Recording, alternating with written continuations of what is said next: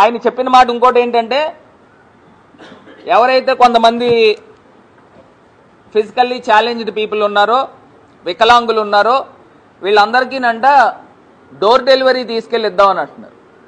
నేను అడుగుతా ఉన్నా, మీరు ఉన్న వాలంటీర్లని తీసేశారు, మీరు ఇప్పుడు పెన్షన్లే డోర్ డెలివరీ ఇవ్వలేకపోతున్నారు. వాళ్ళనే డైరెక్ట్గా నేరుగా మీరు సచివాలయాలకు వచ్చి తీసుకోమని మీరు హుకుం జారీ చేస్తూ ఉన్నారు. అక్కడ ఉన్న సచివాలయంలో అధికారులు కానీ మిగతా వాళ్ళు కానీ ఎవరు డోర్ డెలివరీ ఎవరు తీసుకుని వెళ్ళి పెన్షన్ ఇవ్వట్లేదే.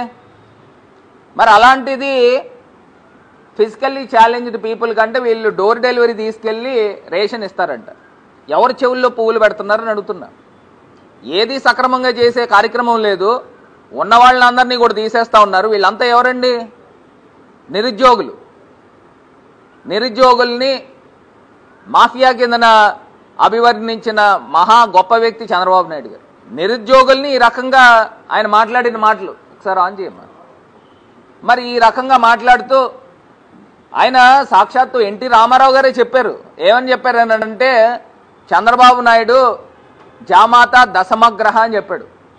చంద్రబాబు నాయుడు నేను యాక్టర్నే, నాకన్నా గొప్ప నటుడు అని చెప్పిన వ్యక్తి చంద్రబాబు నాయుడు గారిని చెప్పిన వ్యక్తి ఎన్టీ రామారావు గారు.